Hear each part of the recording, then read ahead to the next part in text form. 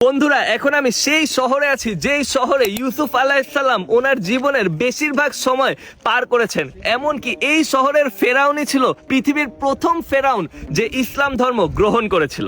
জুলেখার আদেশে 12 বছর ধরে এই জায়গায় ইউসুফ আলাইহিসসালাম জেলখানার ভিতরে বন্দী ছিলেন এবং এই জায়গাতেই জিবরাইল আলাইহিসসালাম ইউসুফ আলাইহিসসালামের কাছে ওহী নিয়ে এসেছিলেন। এখানে আছে ইউসুফ আলাইহিসসালামের জেল। আপনি দেখুন কত গভীরে তারা জেল বানিয়েছে, একদম নিচ পর্যন্ত এরকম সিঁড়ি করে দেওয়া আছে। এখন আমরা সেই স্টেয়ারকেস দিয়ে নিচে নেমে যাচ্ছি যেখানে ইউসুফ আলাইহিসসালামের জেলখানা আছে, সেখানে আপনাদেরকে নিয়ে যাচ্ছি। আসেন দেখুন, এটা মাটির কত নিচে অবস্থিত, খালি সুড়ঙ্গটা নিচেই যাচ্ছে আর নিচেই যাচ্ছে। আমরা এখন সেই মাটির ভিতরে ঢুকে যাচ্ছি, সেই উপর থেকে আমরা নেমে এসেছি। এটাই সেই জেলখানা। এখানের ভিতরে এইরকম জেলখানাতেই ইউসুফ আলাইহিসসালাম ছিলেন। এটার ভিতরে ওনাকে রেখে কত কষ্ট দেওয়া হয়েছে 12 বছর ধরে। দেখেন, এটা যে মাটির নিচে অবস্থিত এর প্রমাণ এই চারিদিকে খালি মাটি, এই উপরেও পুরো সবকিছু কিন্তু মাটির। আমরা একদম মাটির নিচের গভীরে যাচ্ছি। ওই গেটের কাছে আমরা যাব, ওইটার ভিতরে আরো অনেকগুলো জেল ছিল। এই যে দেখেন, এইটাও একটা জেলখানা ছিল। ওদের রাজপ্রাসাদের ছাদগুলা ছিল অনেক উঁচু, কিন্তু দেখেন জেলখানার ছাদগুলা কত নিচু।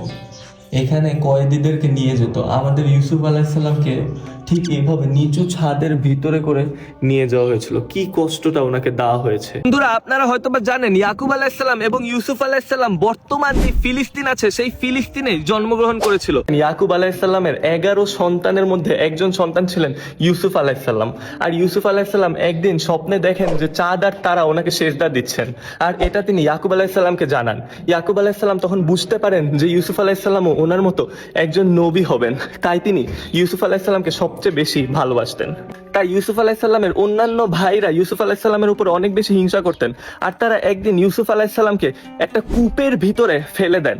আর তখন সেই সময়কার বণিকরা সেই কূপের ভিতর থেকে ইউসুফ আলাইহিসসালামকে খুঁজে পান এবং তাকে সেই প্যালেস্টাইন থেকে মিশরে নিয়ে আসেন এবং মিশরের তখনকার প্রধানমন্ত্রী আজিজের কাছে দাস হিসেবে বেচে দেয়।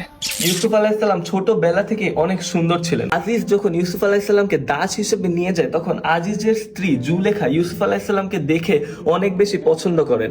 আর যখন ইউসুফ আলাইহিসসালাম বড় হয়ে যান, তখন আজিজের স্ত্রী ইউসুফ আলাইহিসসালামের প্রেমে পড়ে যায় এবং ইউসুফ আলাইহিসসালামকে খারাপ প্রস্তাব দেয়। কিন্তু ইউসুফ আলাইহিসসালাম সেই প্রস্তাব প্রত্যাখ্যান করে এবং ইউসুফ আলাইহিসসালাম এই প্রস্তাব প্রত্যাখ্যান করার কারণে জুলেখা মিথ্যা অপবাদ দিয়ে ইউসুফ আলাইহিসসালামকে কারাগারে বন্দী করে। ইউসুফ আলাইহিসসালামের একটা স্পেশাল পাওয়ার ছিল, তিনি যাই স্বপ্নে দেখতেন তাই সত্যি হয়ে যেত। তাই তিনি খুব জলদি অনেক বেশি পপুলার হয়ে যান। এমনকি অনেক মানুষ ওনার জেলে লুকিয়ে যেত এবং ওনার কাছ থেকে নানান সাহায্য নিত। এবং ইউসুফ আলাইহিসসালাম যখন এই শহরে ছিলেন, তখন একটা ফেরাউন ছিল, যেই ফেরাউন ইউসুফ আলাইহিসসালাম বড় হওয়ার পরে চেঞ্জ হয় এবং নতুন একটা ফেরাউন আসে যার নাম ছিল আখনাতুন। এই আখনাতুনই প্রথম ফেরাউন যে ইসলাম ধর্ম গ্রহণ করে। তিনি ইউসুফ আলাইহিসসালামের উপরে ঈমান আনেন এবং এক আল্লাহ তাআলাতে প্রথম বিশ্বাস করেন এজ আ ফেরাউন। পিছনে যে ঘরটা দেখতে পাচ্ছেন, এই ঘরের নিচে মাটির গভীরেই ছিল সেই জেল যেখানে ছিলেন ইউসুফ আলাইহিসসালাম। আপনি চাইলে এখানে যেতে পারবেন না, কারণ এখানে এখন ফার্স্ট অফ অল রিসার্চের কাজ চলতেছে। তার পাশাপাশি মুসলিমরা এসে এই জায়গাতে নামাজ পড়ে, তাই এই জায়গাটা এখন ক্লোজ করে দেওয়া হয়েছে।